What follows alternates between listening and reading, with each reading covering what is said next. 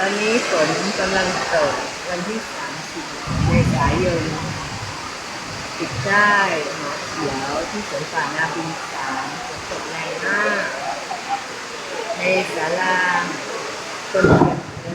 ร้านอาหารด้วย